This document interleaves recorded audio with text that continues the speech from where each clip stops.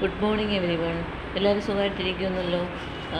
നമ്മുടെ GK ഗ്രൂപ്പിൽ നമുക്ക് കിട്ടുന്ന കാര്യങ്ങളെല്ലാം എല്ലാവരും ഒരു നോട്ട്ബുക്കിൽ എഴുതി വെച്ചേക്കുന്നുണ്ടല്ലോ.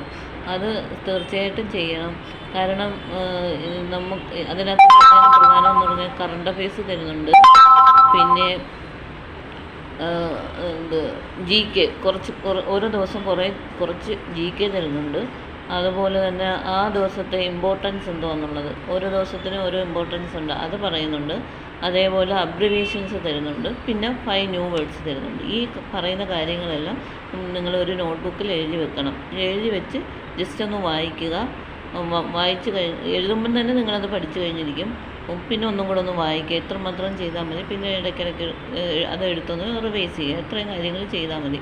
അത് നമ്മൾ ഈ അക്കാഡമിക്കലി പഠിച്ചുകൊണ്ടിരിക്കുമ്പം തന്നെ ഈ കാര്യങ്ങൾ ചെയ്ത് കഴിഞ്ഞാൽ നമുക്കത് വളരെ ഉപകാരം ചെയ്യും. കാരണം നമ്മൾ ഈ പഠിച്ച് കഴിയുമ്പോൾ നമുക്കൊരു ടെസ്റ്റ് എഴുതുമ്പം പെട്ടെന്ന് നമുക്ക് ഒരു ലിസ്റ്റിൽ ഇടം പിടിക്കാൻ കഴിയും. അത് തീർച്ചയാണ്.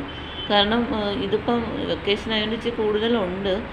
സ്കൂൾ ടൈം വരുമ്പോഴത്തേക്ക് നിങ്ങൾക്ക് ഇത് പഠിക്കാൻ പറ്റുമോ എന്ന് ചിലർക്കൊക്കെ മനസ്സിലൊരു തോന്നലുണ്ട്. തീർച്ചയായിട്ടും പറ്റും. നമ്മൾ ടു ഡു ലിസ്റ്റ് എഴുതുന്നുണ്ട്. അതിലൊരു ഹാഫ് അവർ നിങ്ങൾക്ക് ഹാഫ് അവർ മിനിമം ഒരു ഹാഫ് അവർ അതിനായിട്ട് മാറ്റി വെച്ചാൽ തീർച്ചയായിട്ടും ഇത് നമുക്ക് കണ്ടിന്യൂ ചെയ്തുകൊണ്ട് പോകാൻ പറ്റും. ഇതൊരിക്കലും ഇടയ്ക്ക് വെച്ച് നിർത്തരുത്. അത് എൻ്റെ ഒരു അപേക്ഷ തന്നെയാണ്. കാരണം നമ്മൾ നല്ലൊരു എന്താ പറയുക മുന്നിൽ കണ്ടുകൊണ്ടാണ്, നമ്മളൊരു ഗോൾ സെറ്റ് ചെയ്തുകൊണ്ടാണ് നമ്മളിത് തുടങ്ങിയിരിക്കുന്നത്. കാരണം നമുക്ക് 21 വയസ്സാകുമ്പോൾ നമുക്കൊരു ജോലി കിട്ടണം. ആ ഒരു ഗോളിലാണ് നമ്മളിത് തുടങ്ങിയത്. അതുകൊണ്ട് യാതൊരു കാരണവശാലും ഇത് ഇടയ്ക്ക് വെച്ച് നിർത്തരുത്. ഇത് തുടർന്നുകൊണ്ട് പോകണം. നമ്മുടെ ആവശ്യമാണ്. നമ്മൾ ഇപ്പോൾ അക്കാഡമിക്കലി നമ്മൾ അന്നേരം നിങ്ങൾ ചിലരൊക്കെ ചോദിക്കുന്നത്, അത് ഞങ്ങൾ പഠിച്ചു കഴിഞ്ഞിട്ട് ഞങ്ങളൊരു കോച്ചിങ് സെൻറ്ററിൽ പോയി പഠിച്ച് ഞങ്ങളങ്ങ് ജോലിക്ക് കയറാം എന്ന് ചിലർ വിചാരിക്കുന്നുണ്ടാകും.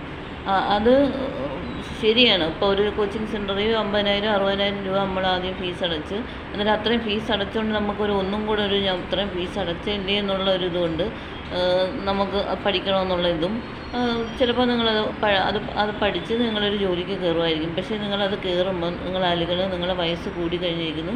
21 വയസ്സെന്നുള്ള ചിലപ്പോൾ 24 25 വയസ്സ് ആയിക്കഴിഞ്ഞിരിക്കും. അത് ഒരു വലിയ ഗ്യാപ്പ് തന്നെയാണ്. കാരണം ഇപ്പം നിങ്ങൾക്കത് മനസ്സിലാവത്തില്ല. നിങ്ങളത് ഒരു സർവീസിൽ കയറി കഴിഞ്ഞാൽ നിങ്ങൾക്കത് മനസ്സിലാവത്തുള്ളൂ.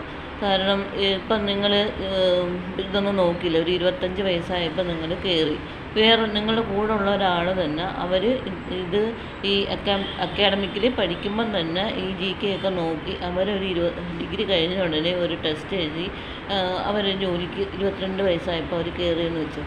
ആ ഒരു ഗ്യാപ്പ് 3 വർഷമാണ്. അതിൽ ഇപ്പം നിങ്ങൾ സർവീസിൽ കയറുമ്പോൾ അവിടെ ഒരു സീനിയോറിറ്റി ലിസ്റ്റ് എന്ന് പറയുന്ന സംഭവമുണ്ട്. അതായത് നമ്മൾ സർവീസിൽ കയറി ആ ഒരു എന്താ പറയുന്നത് അഡ്വൈസ് കിട്ടുമല്ലോ. ആ അഡ്വൈസിൻ്റെ ആ ഓർഡറിൽ തന്നെയാണ് നമുക്ക് സീനിയോറിറ്റി ലിസ്റ്റ് അവിടെ ഇടുന്നത്. അന്നേരം നിങ്ങൾ നോക്കുകയും കാണാം, നിങ്ങളെ കൂടെ പഠിച്ച ആ 21 വയസ്സിൽ കയറിയ ആൾ ആ സീനിയോറിറ്റി ലിസ്റ്റിൽ ഏറ്റവും മുകളിൽ കിടക്കുമായിരിക്കും. നിങ്ങളെക്കാൾ വളരെ വളരെ മുകളിൽ കിടക്കുമായിരിക്കും. അന്നേരം പിന്നീടുള്ള കാലങ്ങളിൽ നിങ്ങൾ ഓരോ പ്രൊമോഷന് വരുമ്പോഴും നിങ്ങൾ ഇത് നമ്മുടെ മുമ്പിൽ ഒരുപാട് നമ്മളെക്കാൾ പ്രായമുള്ള ആൾക്കാരുള്ളപ്പം മുകളിലോട്ടുള്ള പ്രൊമോഷൻ വരുമ്പം അവസാനം നമുക്ക് പല പ്രൊമോഷനുകളും നമുക്ക് നഷ്ടപ്പെടും. അത് ഫിനാൻഷ്യലി ആയാലും അത് മെൻ്റലി ആയാലും ഏതായാലും നമുക്കൊരു വിഷമമായി നമുക്ക് വരും. ആ ഒരു ഗ്യാപ്പ് വരാതിരിക്കാൻ വേണ്ടിയാണ് ഞാൻ എൻ്റെ എന്താ പറയുക അനുഭവത്തിൻ്റെ വെളിച്ചത്തിൽ തന്നെ പറയുകയാണ്. അതൊരു വലിയൊരു ഗ്യാപ്പ് തന്നെയാണ്. അതുകൊണ്ട് മാക്സിമം നിങ്ങൾ ആ ഒരു ഗ്യാപ്പ് വരാതെ ഈ അക്കാഡമിക്കലി പഠിച്ചുകൊണ്ടിരിക്കുമ്പം തന്നെ ഈ GK സെറ്റ് ചെയ്ത് നിങ്ങൾ പഠിച്ച് ഒരു ജോലിക്ക് മാക്സിമം എത്രയും പെട്ടെന്നൊരു നല്ലൊരു ജോലിക്ക് കയറുക. ചുമ്മാതെ ഏതെങ്കിലും ഒരു ജോലിയല്ല, അല്ലെങ്കിൽ ഒരു PSC ലിസ്റ്റിൽ ഇടം പിടിക്കുക എന്നുള്ളതല്ല. ഒരു ലിസ്റ്റ് വന്നിട്ട് കാര്യമൊന്നുമില്ല. നമ്മൾ ആ ലിസ്റ്റിൽ ഏറ്റവും ടോപ്പ് റാങ്ക് വാങ്ങിക്കാൻ നോക്കുക എന്നുള്ളതാണ്. ആ ടോപ്പ് റാങ്കിൽ വരുമ്പോൾ എന്ന് പറഞ്ഞാൽ ഷുവറാണ് ജോലി കിട്ടും. ഷുവറാണ്. പുറകോട്ട് പോകുന്നതോറും നമുക്ക് ജോലി കിട്ടാനുള്ള സാധ്യത കുറയും. അതുകൊണ്ട് എന്തായാലും പഠിക്കുന്നത് നല്ല വൃത്തിയായിട്ട് പഠിക്കുക. ഞാൻ ഈ പറഞ്ഞതെല്ലാം സംസ്ഥാന സർക്കാരിൻ്റെ ജോലിയായിട്ട് ബന്ധപ്പെട്ട കാര്യം. ഇപ്പോൾ കേന്ദ്ര സർക്കാർ ജോലിയാണെങ്കിൽ ഒരു CGL, അതായത് കമ്പൈൻഡ് ഗ്രാജുവേറ്റ് ലെവൽ എക്സാം, ഒരു ഡിഗ്രി കഴിഞ്ഞ ഒരാൾക്ക് എഴുതാൻ പറ്റുന്ന എക്സാമാണ് കമ്പൈൻഡ് ഗ്രാജുവേറ്റ് ലെവൽ എക്സാം. ഈ ഒരു എക്സാം എഴുതുമ്പോഴത്തേക്ക് ഇവിടുത്തെ ഈ സ്റ്റേറ്റ് ഗവൺമെൻറ്റിനാണെങ്കിലോ സെൻട്രൽ ഗവൺമെൻറ്റിലെന്ന് പറഞ്ഞാൽ ആ ഒരു റാങ്ക് ലിസ്റ്റ് ഇടുമ്പം ഏറ്റവും ടോപ്പ് റാങ്കിൽ വരുന്ന ആൾക്കാർക്ക് കിട്ടുന്നതെന്ന് പറഞ്ഞാൽ ഏറ്റവും നല്ല ഡിപ്പാർട്ട്മെൻറ്റാണ്. സ്റ്റേറ്റ് ഗവൺമെൻറ്റിൽ അങ്ങനെയല്ല, സെൻട്രൽ ഗവൺമെൻറ്റിൽ ടോപ്പ് റാങ്കിൽ ഉള്ള ആൾക്കാർക്ക് ഏറ്റവും നല്ല ഡിപ്പാർട്ട്മെൻറ്റ് മാത്രമല്ല, ഈ ടോപ്പ് റാങ്കിലുള്ള ആൾക്കാരും ഏറ്റവും പുറകിലുള്ള ആൾക്കാരും തമ്മിൽ ബേസിക്കിന് തന്നെ ഒരുപാട് വ്യത്യാസമുണ്ട്. അതായത് ടോപ്പ് റാങ്കിൽ വരുന്നവർ ഇൻകം ടാക്സ്, സെൻട്രൽ GST അങ്ങനെയുള്ള നല്ല പോസ്റ്റുകളിൽ എത്തുകയും അവർക്ക് കൂടുതൽ പ്രൊമോഷൻ സാധ്യതയും കൂടുതൽ സാലറിയാണ് അവർക്ക് അവിടെ കിട്ടുന്നത്. അന്നേരം ഓരോന്നിനും ഇമ്പോർട്ടൻസ് ഉണ്ട്. നമ്മൾ GK പഠിക്കുന്ന കാര്യമായാലും അത് അതേപോലെ ഇമ്പോർട്ടൻസോടുകൂടി പഠിക്കുക. ഇങ്ങനെയുള്ള വിഷയങ്ങൾ ഇപ്പോൾ സെക്രട്ടേറിയറ്റിലാണ് നമ്മൾ കയറുന്നതെങ്കിൽ ഒരു അസിസ്റ്റൻ്റായിട്ട് കയറിയിട്ട് അടുത്ത പോസ്റ്റ് എന്ന് പറയുന്നത് അവിടെ സെക്ഷൻ ഓഫീസർ, ഗസറ്റഡ് പോസ്റ്റാണ്. സെക്ഷൻ ഓഫീസർ, അത് കഴിഞ്ഞിട്ട് അണ്ടർ സെക്രട്ടറി, അങ്ങനെ പോകും. ഏറ്റവും ടോപ്പ് എന്ന് പറയുന്ന ഒരു സെക്രട്ടറിയേറ്റ് അസിസ്റ്റൻ്റായിട്ട് കയറുന്ന ടോപ്പ് എന്ന് പറഞ്ഞാൽ അഡീഷണൽ സെക്രട്ടറി വരെ ആവും. ഈ അഡീഷണൽ സെക്രട്ടറി ആവണമെന്നുണ്ടെങ്കിൽ ഒരു പ്രത്യേകത എന്ന് പറഞ്ഞാൽ മുകളിലോട്ട് പോകുന്തോറും പോസ്റ്റിൻ്റെ എണ്ണം കുറവാണ്. അന്നേരം ഈ ടോപ്പ് പോസ്റ്റിൽ ഇരിക്കുന്ന ആൾക്കാർ നമ്മളെക്കാൾ പ്രായം കുറഞ്ഞ ആൾക്കാരാണ് അവിടെ ഇരിക്കുന്നതെങ്കിൽ ഒരിക്കലും നമ്മൾ ആ പോസ്റ്റിൽ എത്തത്തില്ല. അതാദ്യം മനസ്സിലാക്കുക. കാരണം അവർ ഒരേ പ്രായക്കാരാണ്. ഞാൻ നേരത്തെ പറഞ്ഞില്ലേ, രണ്ടും ഒരേ പ്രായക്കാരാണ്, 2 പ്രാവശ്യമാണ് വിളിച്ചത്. സീനിയോറിറ്റി ലിസ്റ്റിൽ ഒരേ പ്രായമാണെങ്കിൽ അവർ നമ്മളെക്കാൾ ഒരുപാട് മുകളിലാണ്. ആ അഡീഷണൽ സെക്രട്ടറി എന്നുള്ള പോസ്റ്റിലെത്തും.